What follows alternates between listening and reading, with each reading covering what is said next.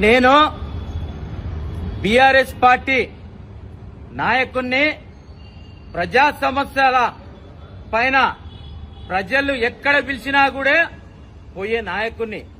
ఈరోజు మచ్చి మార్కెట్ దగ్గర 2-3 నెలల సంది మోరి బొంగుతుందని ప్రజలు పిలిస్తే అక్కడ చూస్తాందుకు పోయినట్టయితే రాజాసింగ్ పిఏ కృష్ణ, శంకర్ యాదవ్ బేగం బజార్ కార్పొరేటర్ ఆయనెంబడి కొందరు కలిసి నన్ను కొట్టి బ్లడ్ చేయడం జరిగింది. ఇది ఎక్కడి వరకు న్యాయం అని చెప్పి నేను అడగదలుచుకున్నా.